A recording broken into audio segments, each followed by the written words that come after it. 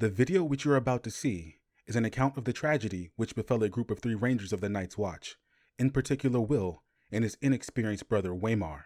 It is all the more tragic in that they were young, but had they lived very, very long lives, they could not have expected, nor would they have wished to see, as much of the mad and macabre as they were to see that day. For them, an unusually warm winter afternoon ranging became a nightmare. But if caution were considered, if reason prevailed over rashness, perhaps this story would have had a different outcome. This is the story of nepotism, misrule, and a once noble organization gone to ruin. This is the story of ignorance, arrogance, and a lust for glory. This is the story of the needless death of Sir Waymar Royce.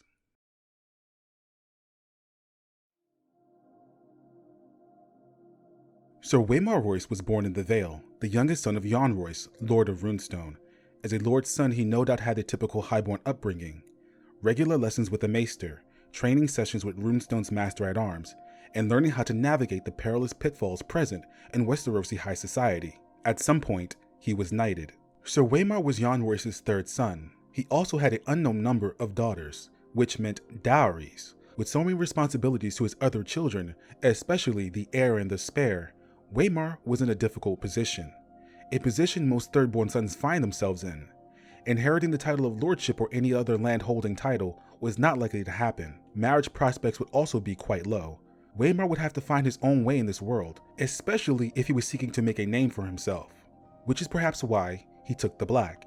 Bronze Yohn Royce escorted his son to Castle Black, stopping at Winterfell along the way. Eddard Stark, Lord of Winterfell and Warden of the North, entertained Yohn and his son during their visit. Lord Eddard's eldest daughter Sansa developed a strong attraction to the young knight. Waymar was said to be handsome with gray eyes, slender, graceful, all in all a comely man. Quote, "She had fallen wildly in love with Sir Waymar, she remembered dimly, but that was a lifetime ago, when she was a stupid little girl."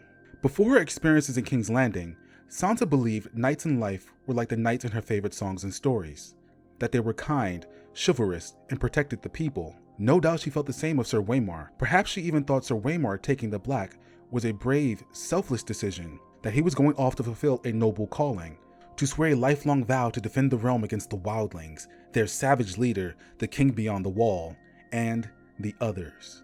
Sansa never got to know Waymar Royce personally. However, we the reader got to see a side of him she never would. He would be the first example of what knights in Westeros are really like.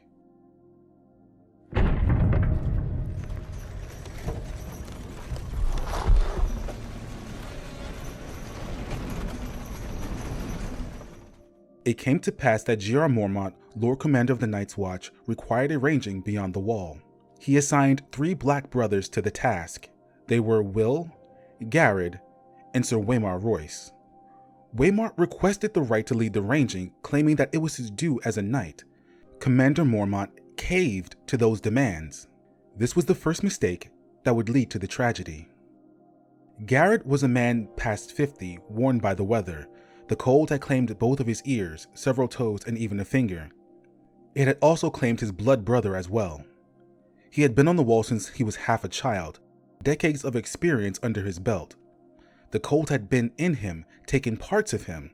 He had a healthy respect and fear of what the cold was capable of. Will was much younger. He was forced to take the Black after Mallister free riders had caught him red-handed in the Mallister's own woods, skinning one of the Mallister's own bucks. By comparison, Sir Waymar Royce had only been part of the Watch for less than half of a year. This would be his first and only ranging. Waymar's appointment as leader was a strange one. On the wall, it is said a man gets what he earns.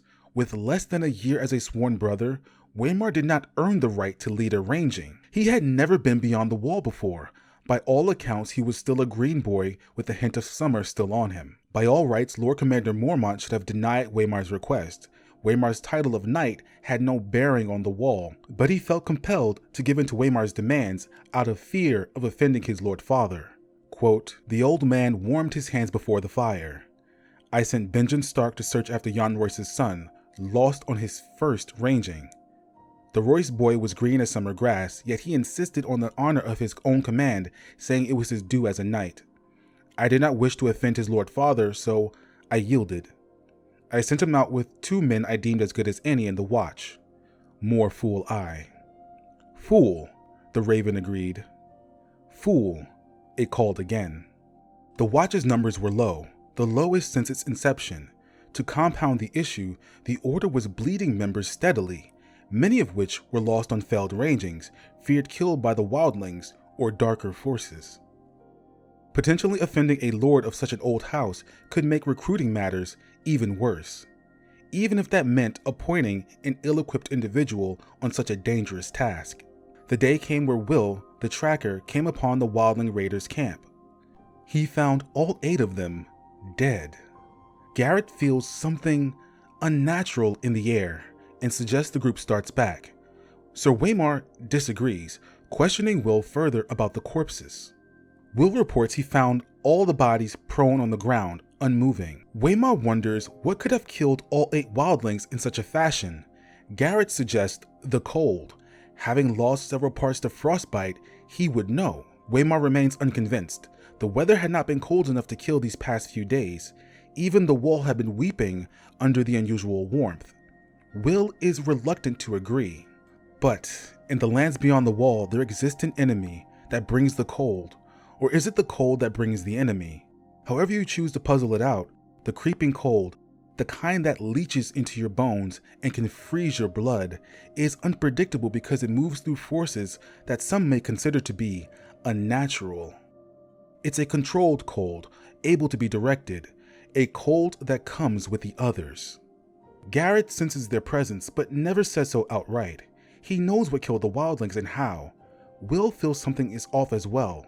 They are both experienced rangers. They know in this instance, though they can't say how or why, that something is off. Something is terribly wrong. They are in grave danger. Quote, Will shared his unease. He was a veteran of 100 rangings by now. In the endless dark wilderness that the Southern called the Haunted Forest had no more terrors for him. Until tonight. Something was different tonight. There was an edge to this darkness that made his hackles rise. A cold wind was blowing out of the north and it made the trees rustle like living things. All day, Will had felt as though something were watching him, something cold and implacable that loved him not. Garrett had felt it too. Will wanted nothing so much as to ride hell-bent for the safety of the wall, but that was not a feeling to share with your commander, especially not a commander like this one. Garrett wants to mention the others, but no doubt he fears ridicule, even though the watch was formed against their inevitable return. The others have not been seen in thousands of years. They have fallen into legend along with the children of the forest. Many have come to believe that neither race existed to begin with. To suggest their return would be akin to claiming you found a snark or grumpkin under your bed. When Waymar is determined to press on, Garrett suggests they equip themselves with fire. Fire is an anathema to the others. It destroys their undead servants. If Garrett cannot bring himself to voice his fears outright, he at least tries to make it so they are prepared to fight the enemy he knows well is out there. Waymar vehemently disagrees. Quote, How big a fool are you, old man? If there are enemies in this wood, a fire is the last thing we want. There's some enemies a fire will keep away, Garrett said. Bears and direwolves and other things. Sir Waymar's mouth became a hard line. No fire. Note the peculiar way Waymar speaks to Garrett. There's nothing there but condescension and derision, an attitude that borders disdain. This is how many knights of Westeros carry themselves. It's the attitude they use to talk to those they deem lesser than, if they choose to talk to you at all. To quote from an Arya chapter in Storm, How come he didn't know you then? Arya asked. Because knights are fools, and it would have been beneath him to look twice at some poxy peasant. He gave the horse a lick with the whip. Keep your eyes down and your tone respectful and say sir a lot, and most knights will never see you. They pay more mind to horses than to small folk. He might have known stranger if he'd ever seen me ride him. The knight the Hound speaks of was guarding entry to the twins during the wedding celebration between Lord Edmund Tully of Riverrun and Lady Rosalind Frey, daughter of Lord Walder Frey of the Twins. We know how that event ends, but that's a tragedy for a different day. The knight guarding entry barely looked at the hound during their conversation and gave him no courtesy. We see a similar encounter in A Game of Thrones when Lord Eddard sends Jory Cassel to speak with Sir Hugh of the Vale. Quote, Jory had spoken to each of them in turn. Sir Hugh had been brusque and uninformative and arrogant as only a new-made knight can be. I must stress this sort of behavior isn't guaranteed to be found in all knights. It is, however, common enough to form something of a stereotype. This is not how a leader should talk to his people. Garrett and Will were not being insubordinate in this moment. They were merely voicing their concerns and offering advice to their leader. That they were met with all manner of verbal abuse is an unnecessary extreme. When Waymar is not outright mocking his men, he is ignoring them. Quote, if it snows, we could be a fortnight getting back, and snow's the best we can hope for. Ever seen an ice storm, my lord? The lordling seemed not to hear him. He studied the deepening twilight in that half-bored, half-distracted way he had. This is the nature of many knights. As we've established, Waymar is new to the Wall. Will and Garrett were sent with him to lend him their experience. This is a moment for him to acquiesce to more knowledgeable rangers and to consider their advice. Waymar chooses to follow his own course, dismissing Will's report and Garrett's suggestions. This would be the second mistake that leads to the tragedy. Waymar's investment in this ranging is deeper than just finding the wildlings. He feels his reputation is on the line. Quote, Sir Waymar looked him over with open disapproval. I am not going back to Castle Black a failure on my first ranging. We will find these men. Here you can see where Waymar's priorities are. He's thinking only of himself and a potential prick to his pride. Waymar considers going back to the Wall without proof he tracked the wildlings would be seen as a failure. But consider this. The Watch have been losing members on rangings for quite some time. Their numbers are already low. Quote, he was the 4th this year, Ned said grimly. The poor man was half mad. Something had put a fear in him so deep that my words could not reach him. He sighed. Ben writes that the strength of the Night's Watch is down below 1,000. It's not only desertions. They're losing men on rangings as well. Is it the wildlings? She asked. Who else? If the Night's Watch needs its men desperately, then what would be the true failure? 3 rangers returning without proof of the wildlings they were sent to track, or 3 rangers not returning at all? Waymar put his pride above the needs of the Watch, and suffered for it. As we draw nearer to the tragedy itself, let us consider precisely what these 3 doomed men were tasked to do from the beginning. Quote, Mormont said as we should track them, and we did. Garrett said, they're dead. They shan't trouble us no more. Track the wildlings, not confront them. If Waymar had trusted Will's report, then he would have gone back to the Wall not as a failure, but as a success. He did what the Lord Commander instructed and came back with his men alive. Not bad for a first-time ranging. However, we know that's not what happened. Waymar decided to go above and beyond what was requested of him. Waymar says the wildlings might not be dead, they could be sleeping. He insists that Will lead him to the wildling camp so that he might inspect these bodies himself. This will be the third and final mistake. Will does as he is told and leads Waymar toward the wildling camp. All the way, Waymar is still dismissive of Will's advice. Quote, the trees press close here, Will warned. That sword will tangle you up, my lord. Better a knife. If I need instruction, I will ask for it, the young lord said. Waymar is too keen on finding these bodies, as if he has an ulterior motive. Quote, gods, he heard behind him. A sword slashed at a branch as Sir Waymar Royce gained the ridge. He stood there beside the sentinel, longsword in hand, his cloak billowing behind him as the wind came up, outlined nobly against the stars for all to see. Get down, Will whispered urgently. Something's wrong. Royce did not move.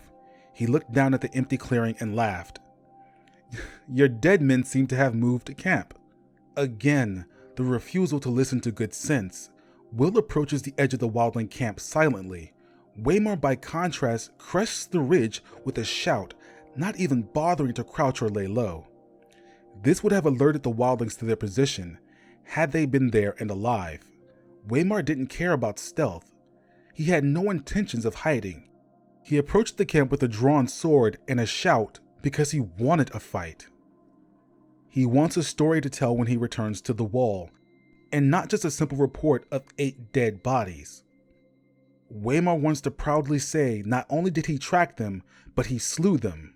He is eager for a fight, and in the end, he gets exactly what he wants.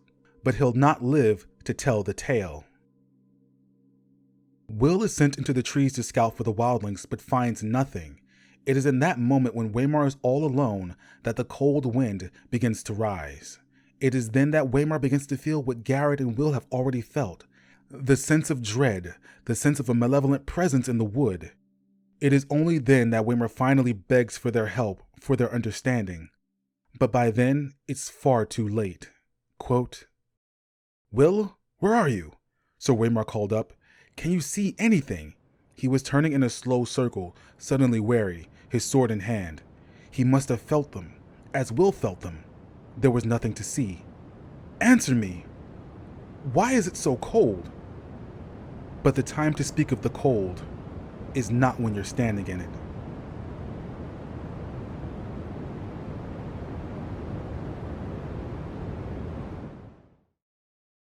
The opening of this video is a nod to the opening of the cult classic horror movie, The Texas Chainsaw Massacre. The prologue of A Game of Thrones is much like the opening of a horror film. Will and Waymar are the first victims in this story. The others are the slow, silent, methodical killers. In television writing, a field Martin has a lot of experience in, this sort of opening is called a teaser, or sometimes even a cold opening. No, I'm not making that up. It's the part of the story that draws you in. It's also the part of the story that establishes what the rest of the show will be about. Martin did this with A Game of Thrones. The prologue is not just a chilling sequence of events, it's also layered with many of the themes that will reoccur throughout the series. Mainly that ability should count for more than birth, and how the Highborn will ignore the looming shadow of the true threat until it's too late.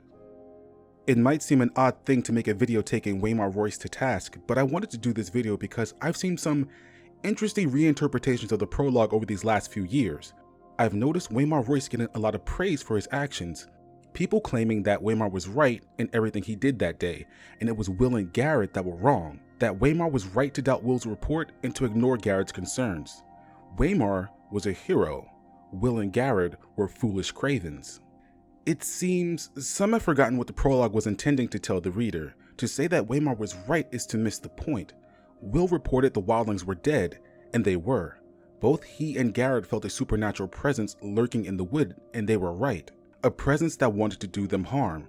The others were lurking there, waiting. Perhaps if Waymar had been on more than one ranging, he would have noticed a subtle difference in the atmosphere. But no. It was his due as a knight to command, even if he had not a fig of experience. It was Waymar that ignored their reports, their fears, and led them to their deaths. I must admit, I don't know how anyone can read the prologue and view Waymar in any favorable light. Even if he had not led Will and Garrett into danger, he is insufferable throughout, dismissive, callous, outright cruel at times. With every action, with every word, he proves to be a detestable character. Still, he did die bravely. That's the most praise I can give him. However, had he listened to more experienced men, he wouldn't have had to die at all. No one had to die that day. Waymar was not led into an elaborate trap. He was not targeted by the others for his looks or his sword. He was an impatient, entitled, arrogant young man in the pursuit of glory. He was a knight of summer, and winter is coming.